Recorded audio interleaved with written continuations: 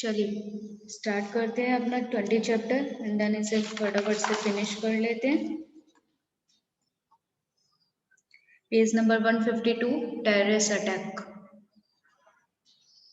सभी लोग अपने अपने कैमरेस ओपन कर लीजिए, ऑन कर लीजिए।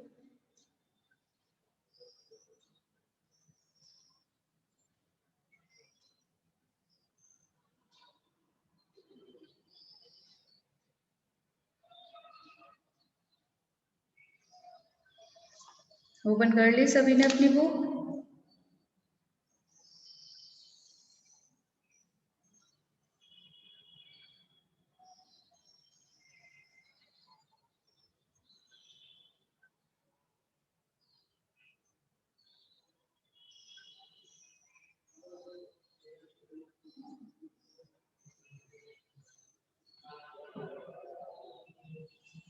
Let's start with terrorist attack.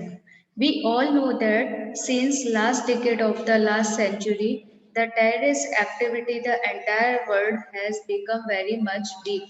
हम सभी जानते हैं कि पिछले कुछ दशकों से हम लास्ट कुछ सेंचुरी से टेररिस्ट एक्टिविटीज पूरे वर्ल्ड में बहुत ज्यादा बढ़ चुकी है, जिसके कारण बहुत ज्यादा डर भय हो चुका है। In reality, terrorism does not care for any race, community or a reason. Reality तो ये है कि टेररिस्ट किसी की केयर नहीं करते, ना किसी जाति, ना किसी समुदाय और ना ही किसी क्षेत्र की। It is the enemy of Mankind.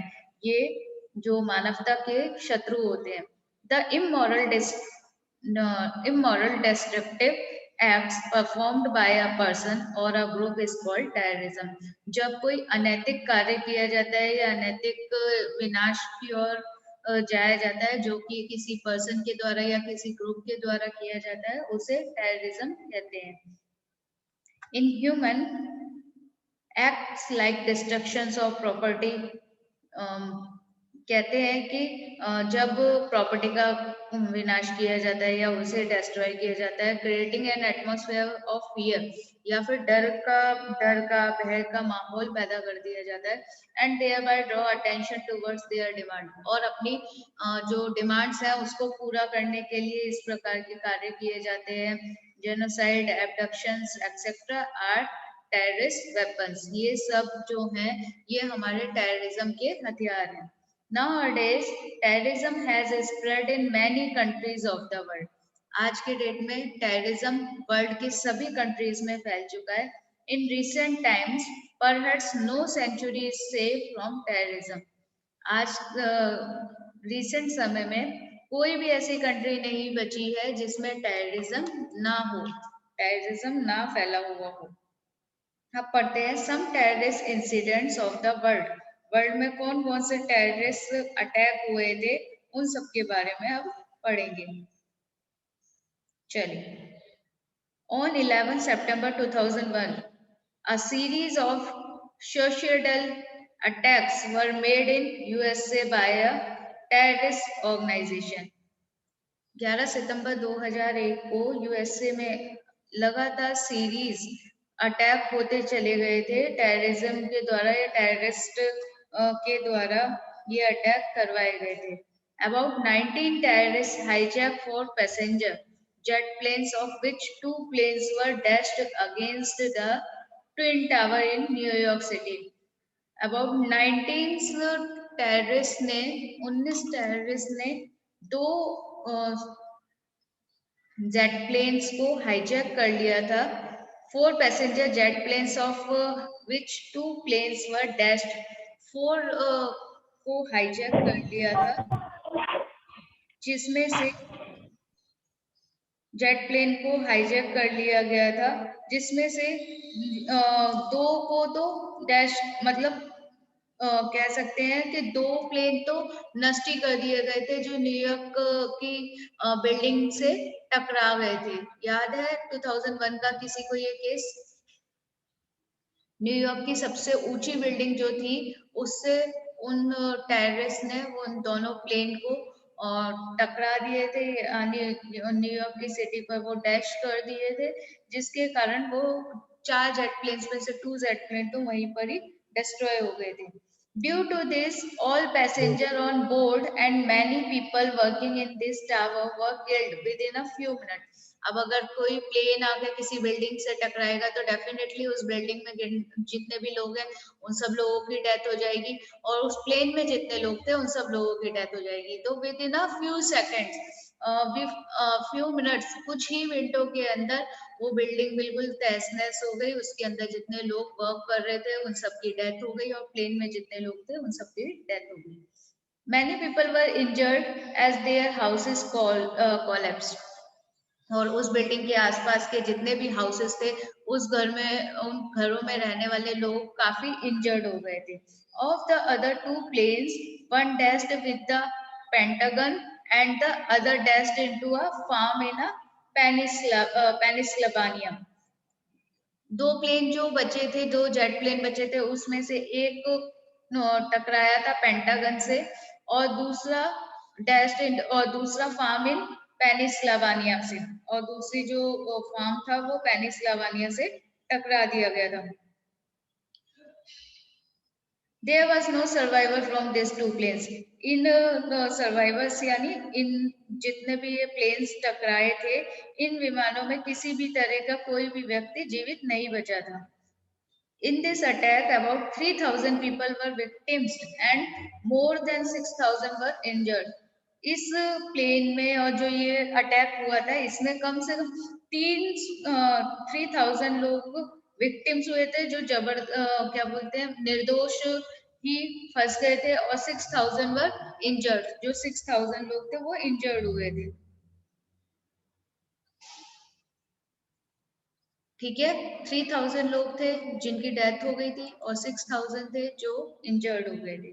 Next attack है on 13 December 2001, 5 terrorists from one terrorist organization attacked the Indian Parliament building and took the complex under its ban by firing without any restraint। 13 दिसंबर 2001 को 5 terrorists जो कि एक group में थे, terrorist organisation थे, उन्होंने India के पार्लियामेंट में बम विस्फोट किया था,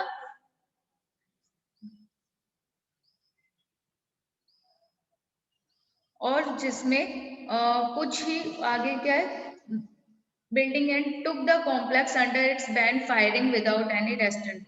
और उन लोगों ने अंदर पार्लियामेंट के अंदर जाकर अंधाधुन कह सकते हैं फायरिंग स्टार्ट कर दी थी, अंधाधुन फायरिंग स्टार्ट कर दी थी, और जितने भी वहां पर लोग थे उन सबको उन्होंने बंधक बना लिया था, यानी उन्हें किडनैप कर लिया था। Indian army soldiers tacked their lives and defied the plane of nations enemies to dissolute the parliament which is like a holy temple of a democracy. हमारे डेमोक्रेसी के अनुसार जो हमारा टेम्पल्स होते हैं कि समान, उसी के समान हमारे यहाँ पार्लियामेंट को भी माना जाता है। और इन जितने भी ये टेररिस्ट आए थे, इन्होंने पार्लियामेंट को बिल्कुल उसकी जो भी सेफ्टी सिक्योरिटी थी उसको सब भंग कर दिया गया था, और लोगों को मारने की कोशिश की थी। उस पार्लियामेंट को खराब करने के लिए या पार्लियामेंट को भ्रष्ट करने के लिए जो भी टेररिस्ट आए थे, उन्होंने जो हमारे यहाँ के इंडियंस सिक्योरिटी गार्ड्स थे या इंडियंस जो जवान थे, उन सभी ने इस पार्लियामेंट को बचाने के लिए अपनी जान की बाजी लगा दी।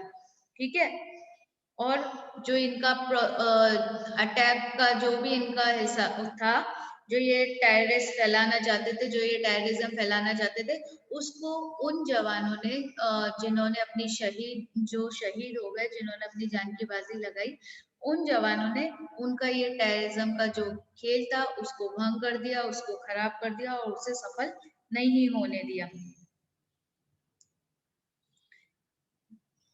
नेक्स्ट है हमारा about 8 security guards became martyrs and 16 were bounded. इसमें 8 जो सिक्योरिटी गार्ड्स थे वो शहीद हो गए, और जो 16 सिक्योरिटी गार्ड्स थे वो इंजर्ड हो गए, घायल हो गए। ठीक है, इसके बाद थर्ड आता है attack on the night of 26 November 2008, a series of bomb blasts and firing took place near well-known hotel and some important place in Mumbai at a regular interval. आप सभी को पता है जो मुंबई का ताज होटल था उसमें कैसे 2008 में अटैक्स हुए थे। तो यहाँ पर वही बोला है कि 26 नवंबर 2008 को ऐसे बम ब्लास्ट हुआ था और लगातार फायरिंग होती रही थी। जो सबसे फेमस होटल है मुंबई का ताज होटल, वहां पर इंटरवल में या फिर ये टेररिस्ट अंदर चले गए थे और इन्होंने वहां पर अंधाधुंध फायरिंग और बम विस्फोट करना स्टार्ट कर दिया था। About 137 persons were injured, जिसमें 137 लोग घायल हुए। In some well-known hotels, the terrorists kept many people under custody. और क्योंकि ये बहुत ही फेमस होटल था तो इसमें टेररिस्ट ने जितने भी लोग थे उन सबको अपनी कस्टडी में, यानी उन सब लोगों को कह सकते हैं कि बंधक बना लिया था।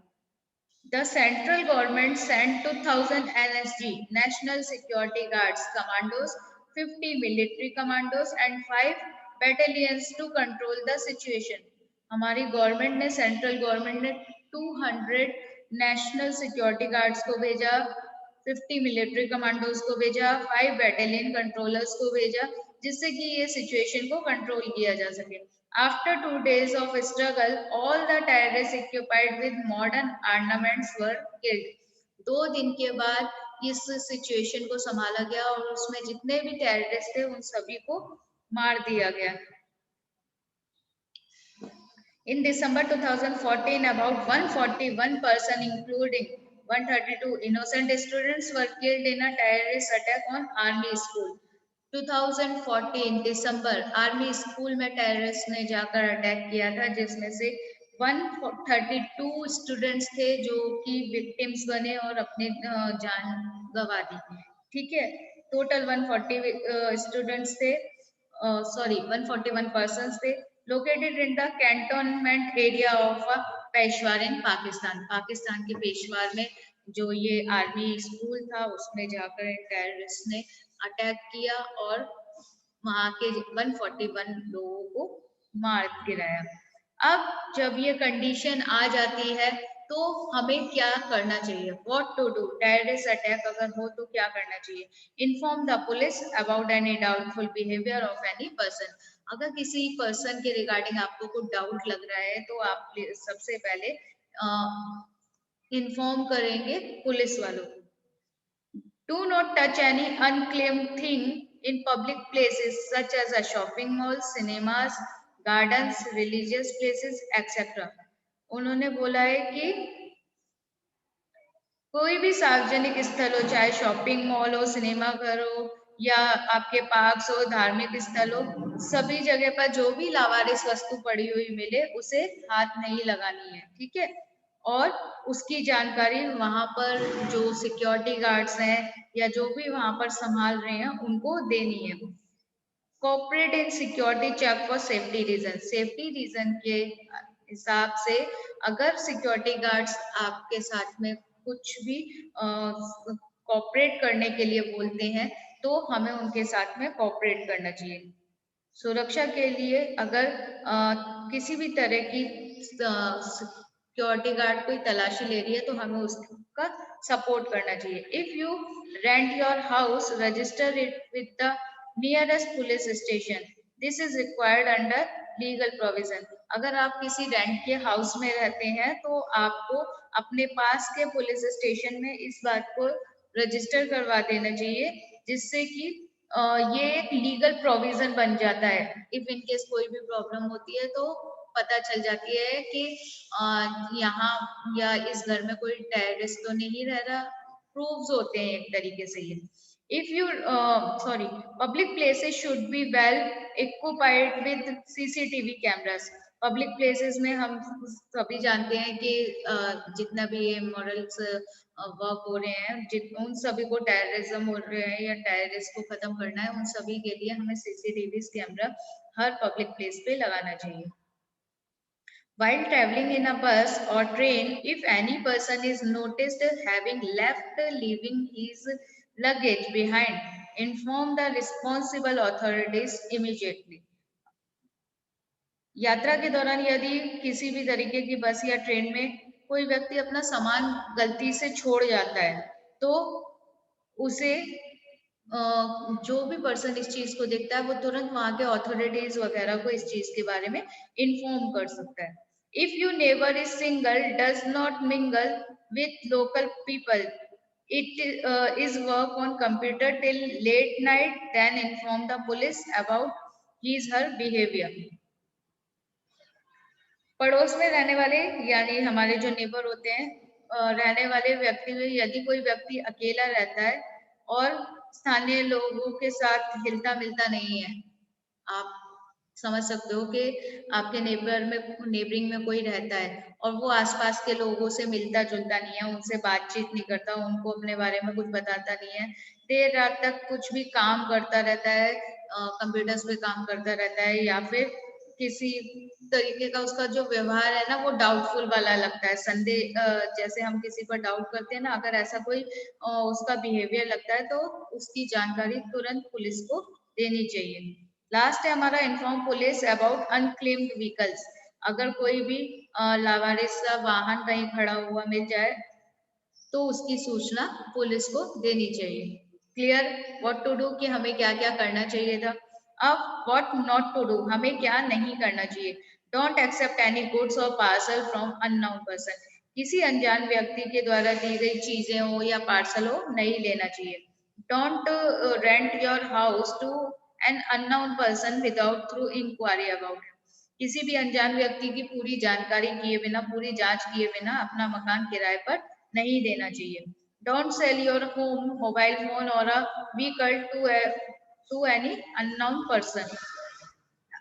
कोई भी अनजान व्यक्ति के साथ किसी भी प्रकार का काम जस्ट लाइक मकान या फिर व्हीकल्स या मोबाइल की खरीदी करने नहीं जाना चाहिए। ठीक है, इसके बाद आपका आता है रियर। ठीक है, रियट्स के बारे में पढ़ेंगे हम लोग। रियट्स यानी जो भी ये पॉलिटिशियंस या उनके अलावा जो भी अपने दंगे वगैरह होते रहते हैं कंट्री के अंदर, वो सब चीजें हमें रोकनी है, उसके बारे में यहाँ हम पढ़ेंगे। चलिए स्टार्ट करते हैं। एक यही टॉपिक रह जाएगा, इसके बाद हम पढ़ेंगे कि क्या ह्यूमन लाइफ पे क्या क्या असर पड़ता है या क्या प्रभाव पड़ता है इन डिजास्टर्स का। चलिए स्टार्ट करते हैं। This problem is faced by many countries in the world. World में ये प्रॉब्लम सभी लोग, सभी कंट्रीज फेस कर रही है। If we examine the general characteristics, यदि हम इनकी जनरल सी विशेषताएं देखें या रियत की ऐसी जनरल विशेषताएं देखें, it is notice that most of the person are not aware of its roots, cause of purpose.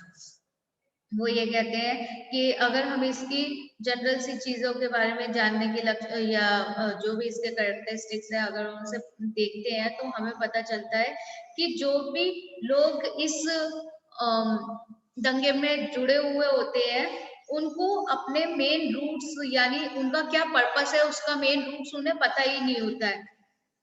उन्हें अपना पर्पस पता नहीं होता, वो उससे अनजान होते हैं और फिर भी ये काम करते हैं। There presence is only for crowding और इमिटेशन। वो सिर्फ ये सब काम कैसे करते हैं, देखा देखी, दूसरा पर्सन कर रहा है तो हम भी ये पर्सन काम करेंगे, चाहे वो काम सही हो चाहे वो काम गलत हो, लेकिन हमें भी उनके साथ में लगना है। या फिर क्राउडेड मतलब जहां क्राउड चलती चली जा रही है, जहां क्राउड जो काम कर रही है हम भी उसी में वो भीड़ में वो काम करने के लिए शामिल हो जाएंगे, ये नहीं सोचते कि वो काम सही है या नहीं है। Such crowd which gather without any common purpose or interest seems to disturb the peace intentionally। वो कहते हैं यदि बिना किसी कोई ग्रुप को बन रहा है या कोई पर्पस नहीं है, कॉमन से कोई पर्पस नहीं है, कोई इंटरेस्ट नहीं है, कोई उद्देश्य नहीं है, फिर भी एक साथ मिलकर अगर भीड़ इकट्ठे होकर जानबूझकर शांति भंग की जाती है, भीड़ इकट्ठी कर ली जाती है, फिर फालतू के काम या गलत काम करना स्टार्ट कर दिए जाते हैं जिससे कि कंट्री की जो शांति है उसे भंग कर दिया जाता है। Such riots make the administrative setup which is established by law unstable. उसके बाद कहते हैं कि जो भी ये दंगे होते हैं ये वैधानिक ढंग से स्थापित शासन प्रणाली को अस्थिर बनाते हैं। यानी जो भी ये दंगे वगैरह किए जाते हैं ये दंगे हमारी गवर्नमेंट को जो भी काम कर रही है उस प्रणाली को अस्थिर कर देती है, यानी उनके काम को गलत साबित करने लगती है। Sometimes when such riots get a political color and turn into a revolt. कई बार ऐसा होता है कि ये दंगे राजनीतिक रूप धारण करके और उसके बाद रिवॉल्ट यानी विद्रोह करना स्टार्ट कर देते हैं और are transformed in a communal riot, और या फिर कई बार ये लोग ऐसे काम कर लेते हैं जिससे कि जो कम्युनिटी और इन्होंने जो बोला है कि कम्युनल दंगे प्रसाद होने लगते हैं, यानी सांप्रदायिक संघर्ष में बदल जाते हैं। The social well-being, the harmony are at risk. और तब देश में जो भी सामाजिक या हमारी सोशल जो भी शांति होती है उसको खत्म कर देते हैं, वो खतरे में आ जाती है। Life subsistence of laborers becomes very difficult. Moreover, a lot of life and property are damaged. लोगों की लाइफ के साथ खेलना शुरू कर देते हैं। लोगों के ऐसे दंगों में क्या होता है कि जो निर्दोष लोग होते हैं वो काफी इन सब चीजों को उन्हें सहन करना पड़ता है। उनकी रोजमर्रा की जिंदगी जो है वो खतरे में आ जाती है। जैसे उनके रोजी रोटी कमाने का जो भी साधन होता है वो उनका कमाने के साधन या जो भी उनका जीवन निर्वाह का साधन होता है उसे वो मुश्किल कर देते हैं। इसके अलावा लोगों की जान और माल की भी हानि होने लगती है, वो सब चीजें बहुत ज्यादा बर्बाद कर देते हैं। So it is necessary to curb the riots through strong action. इसलिए दंगों के कारण देश की जो एकता और अखंडता खत्म हो रही है, वो एक उसके कारण दंगों के खिलाफ हमें सख्त कार्रवाई करनी चाहिए। क्लियर?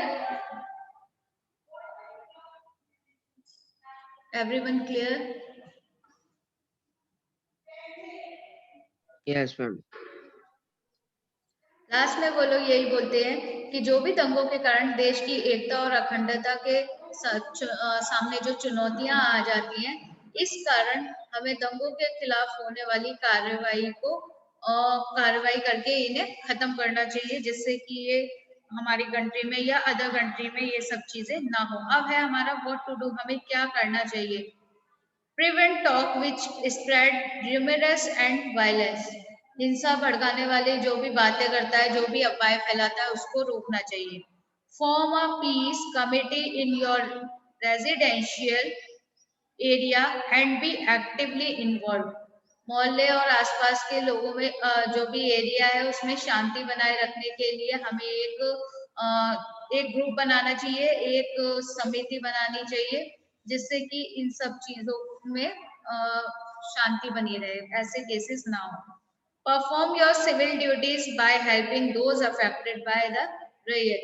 उसने बोला है दंगों में जो हमारे लोगों की अपनी रिस्पॉन्सिबिलिटीज होती हैं वो लोगों को मदद करके अपना जो भी नागरिक धर्म है या सिटीजनशिप है उसको निभाना चाहिए। What not to do? Don't be instrumental in spreading rumors. अफवाह फैलाने वालों को निमित्त नहीं बनाना चाहिए, ठीक है? यानी जो लोग अफवाह फैलाते हैं उनकी बातों को सुनकर अपने भी ये काम नहीं करना चाहिए। Don't violate the instructions or curfew declared by the authority to maintain law or order. हमें बिल्कुल भी हिंसा नहीं फैलानी चाहिए। जब अगर देश में किसी भी प्रकार का कर्फ्यू डिक्लेयर कर दिया गया हो और वो हमारे कानून और ऑर्डर के द्वारा अथॉरिटीज ने मेंटेन करके रखा हो, जिससे कि ये प्रॉब्लम्स को बढ़ाया ना जा सके और कंट्रोल किया जा सके। Don't believe and spread baseless talks appearing in social media. Social media में जो भी बातें होती हैं उन पर बिलीव नहीं करना चाहिए। जो भी फालतू या अफवाहें फैलाई जा रही हैं उन पर ध्यान नहीं देना चाहिए।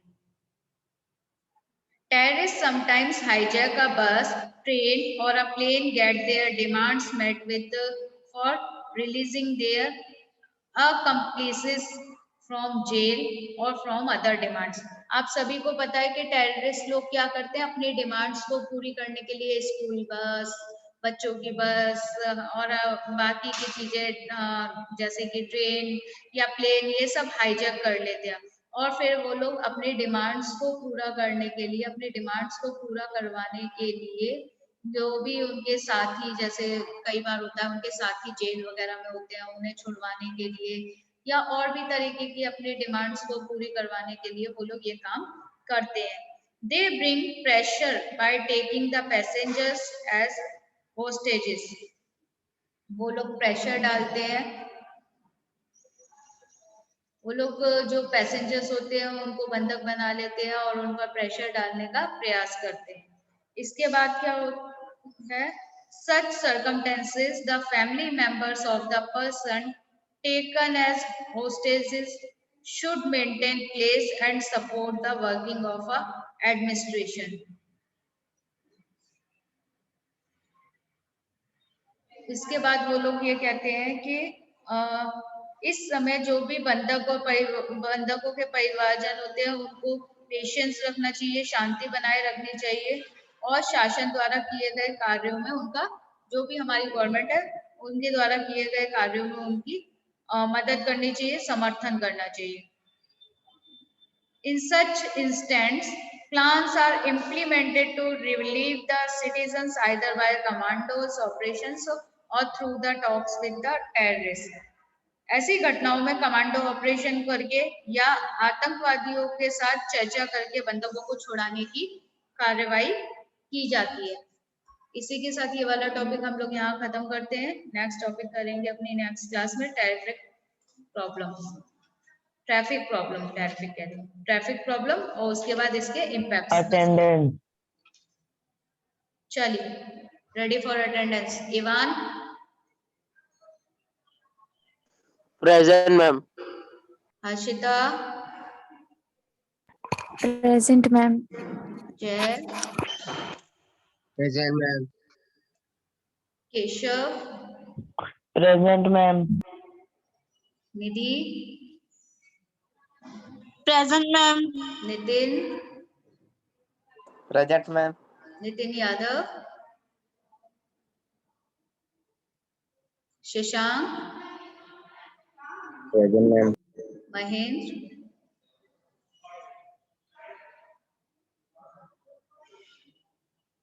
चलिए, हमारी क्लास में मिलते हैं हम लोग. Okay, bye students. Bye ma'am.